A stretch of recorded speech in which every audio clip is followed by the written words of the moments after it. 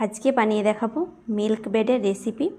একদম ওভেনের মতো তৈরি হবে, এতটাই নরম তুলতুলে হয় যে দোকানের ব্রেডগুলোকেও হার মানাবে।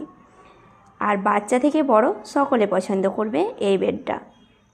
বানানোর জন্যে বিশেষ কিছু উপকরণের প্রয়োজন নেই, মাত্র দুটো উপকরণ দিয়ে বানিয়ে নিতে পারবে। তার জন্যে লাগবে আমাদের ময়দা। এখানে আমি 1.5 কাপ পরিমাণে ময়দা নিলাম, আর চা চামচ মেপে সব উপকরণগুলো দিচ্ছি তোমাদের সুবিধার জন্যে। এখানে আমি 4 চামচ পরিমাণে সাদা তেল নিয়েছি, তার সঙ্গে দিয়ে দিচ্ছি 1 চিমটে পরিমাণে লবণ, আর নিয়েছি চিনি। মিষ্টিটা তোমরা কম বেশি করে নেবে। এখানে আমি 3 চামচ পরিমাণে চিনি যোগ করে দিলাম। আর বন্ধুরা, বাজারের ব্রেডগুলো একটু মিষ্টি ভাব থাকে, তাই বাচ্চারা ভীষণ পছন্দ করে, তাই অবশ্যই চিনিটা অ্যাড করবে। সঙ্গে দিচ্ছি চা চামচ মেপে 1 চামচ পরিমাণে ইস্ট। আর বন্ধুরা, এই ইস্টটা তোমরা যে কোনো মুদির দোকানে পেয়ে যাবে। তার সঙ্গে দিলাম আধা চা চামচ পরিমাণে বেকিং পাউডার। বেকিং পাউডারটা দেওয়ার কারণ হচ্ছে এই ব্রেডটা অনেকটাই সফট হবে, মুখে দিলেই মিলিয়ে যাবে। এবার ভালোভাবে শুকনো উপকরণগুলোকে নাড়াচাড়া করে মিশিয়ে নিচ্ছি।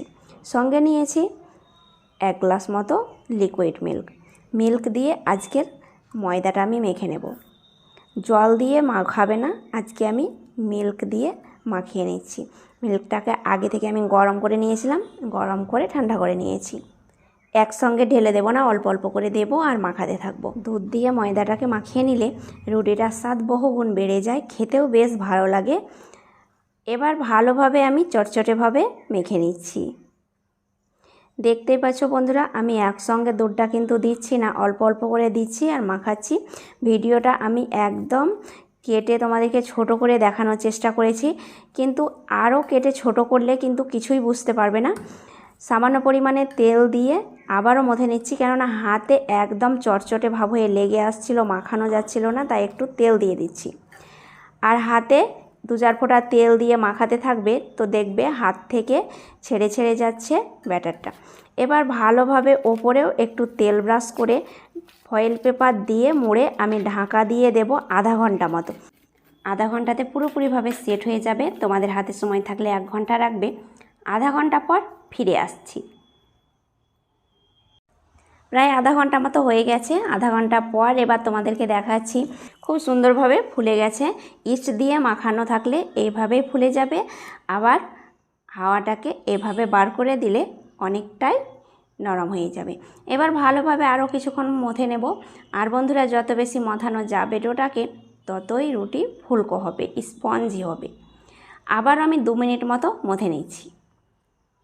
2 মিনিট মথানো হয়ে গেছে। এবার ডোটাকে আমি সরাসরি বেলুন চাকির মধ্যে উঠিয়ে নেব। কিছুটা ময়দা ছড়িয়ে দিয়েছিলাম, ময়দার মধ্যে আমি আবারও 1 মিনিট মতো ভালোভাবে গোল করে মথে নিচ্ছি। আর বন্ধুরা, ময়দা অবশ্যই একটু দেবে, যেহেতু অনেকটাই চটচটে ভাব আছে, তাই হাতের মধ্যে লেগে লেগে আসবে। একটু ময়দা ছড়িয়ে দেবে, তাহলে বেলুন চাকির মধ্যে লেগে লেগে যাবে না। এবার আমি কয়েকটা ফ্রুটস কেটে নিয়েছিলাম, সেটা দিয়ে দিচ্ছি, কিশমিশ আর চেরি ফল। এই চেরি ফল আর কিশমিশ তোমরা না দিয়েও বানাতে পারো, কিন্তু রুটি খাওয়ার সময় মুখে যখন পড়ে তখন বেশ ভালো লাগে, আর বাচ্চারা খেতে একটু বেশি পছন্দ করে। হেলদি একটা ফ্রুটস। রুটির মতো একটু বড় করে নিয়েছিলাম, তারপরে রোলের মতো জোড়ে নিলাম। দেখেই তোমরা বুঝতে পারছো বন্ধুরা, এইভাবে জোড়ে নেবে। এরপরে আবারও একটু ময়দা ছড়িয়ে দিয়েছি, ময়দা ছড়িয়ে এইভাবে একটু লম্বাটে করে নিচ্ছি। লম্বা করে নেওয়ার পরে এবার চাকু দিয়ে কেটে নেব। চাকু দিয়ে কেটে নিচ্ছি, দেখো কীভাবে। এইভাবে তোমরা ছোট ছোট পিস করে চাকু দিয়ে কেটে নেবে, কিন্তু চাকুতে লেগে লেগে আসবে। তার জন্যে আমি চাকুর মধ্যে কিছু পরিমাণে ময়দা লাগিয়ে নিচ্ছি। ময়দা একটু চাকুর মধ্যে লাগিয়ে নিলে আর লেগে আসবে না ডোটা লেগে না আসবে না, আর কাটতেও সুবিধে হবে। আমি ছোট ছোট একদম পিস করে কেটে নিলাম। আর অনেকটাই নরম আছে ডো, তাই একদম কাটতে গেলেই বড় হয়ে যাচ্ছে। এইভাবে হাত দিয়ে আবারও একটু গুটিয়ে নিচ্ছি, এতটা বড়ভাবে রুটিটা বানালে হবে না। এবার ছোট করে নিলাম। ছোট করে নেওয়ার পরে একটা বড় প্লেট নিয়েছি। প্লেটের মধ্যে কিছুটা তেল ব্রাশ করে ভালোভাবে ব্রাশ করে দিচ্ছি হাতের মধ্যেই। তারপরে কিছু পরিমাণে ময়দা প্লেটের মধ্যে দিয়ে একটু ছড়িয়ে নিচ্ছি। ময়দাটা যেন ভালোভাবে প্লেটের মধ্যে লেগে থাকে। এইভাবে ময়দা ছড়িয়ে রুটিটা বানালে রুটিটা পুড়ে যাবে না। ময়দা না ছড়াতে চাইলে তোমরা বাটার পেপারও দিয়ে রুটি বানাতে পারো। ময়দাটাকে ভালোভাবে আমি ঝরিয়ে নিলাম, তারপর প্লেটের মধ্যে রুটিটাকে বসিয়ে নিলাম। আর বন্ধুরা, এবার আমি আবারও 10 মিনিট রেখে দেবো ঢাকা দিয়ে। 10 মিনিট পর তোমাদের দেখাচ্ছি, দেখো কতটা ফুলে গেছে। এইভাবে 10 মিনিট ঢাকা দিয়ে রাখলে এইভাবে ফুলকো হয়ে যাবে রুটি। তারপরে একটু কালারের জন্য দিয়ে দিচ্ছি ডিমের কুসুম। আমি একটা ডিমের কুসুমকে ভালোভাবে ফেটিয়ে শুধু লাগিয়ে দিচ্ছি। তোমরা ডিমের কুসুমের মধ্যে কিছু পরিমাণে লিকুইড দুধও মেশাতে পারো। ভালোভাবে কুসুমটাকে লাগিয়ে নিলাম। আর এইভাবে কুসুমটাকে ভালোভাবে লাগিয়ে নিলে কালারটা খুব সুন্দর আসে। এবার চলে যাচ্ছি বন্ধুরা পরের স্টেপে। চুলোর মধ্যে একটা প্যান বসিয়েছি, প্যানের মধ্যে একটা স্ট্যান্ড বসিয়ে দিলাম। ভালোভাবে গরম করে নিয়েছি প্যানটাকে। তারপরে আঁচটাকে একদম লোতে রেখে রুটির প্লেটটা বসিয়ে দিচ্ছি। আর ভালোভাবে মাঝখানটাতে বসিয়ে ঢাকা দিয়ে দিচ্ছি প্রায় 5 থেকে 6 মিনিট মতো। 5 থেকে 6 মিনিট পর ফিরে এলাম। এবার দেখাচ্ছি খুলে।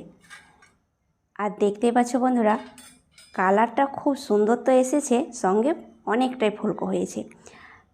সম্পূর্ণভাবে রুটিটা ব্রেক হয়নি, আরও কিছুক্ষণ মতো হবে। আর তার আগেই আমি ছড়িয়ে দিচ্ছি সাদা তিল।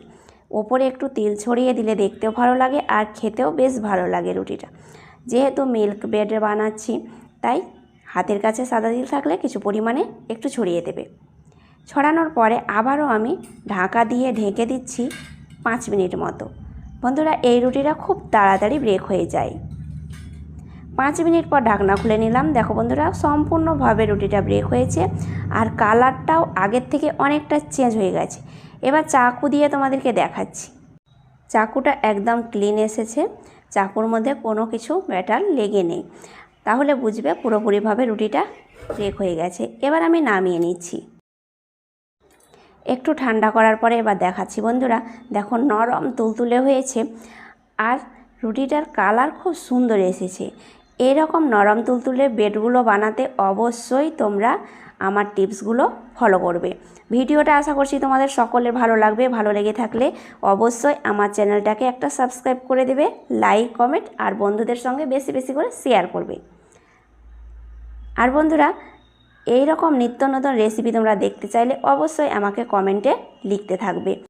আমি অনেক সুন্দর সুন্দর ভিডিও তোমাদের উপহার দিই। তোমরা কে কোথা থেকে দেখছো অবশ্যই আমাকে কমেন্টে লিখবে, আমি তোমাদের ধন্যবাদ জানাবো। ভিতরটা হয়েছে একদম দোকানের মতো।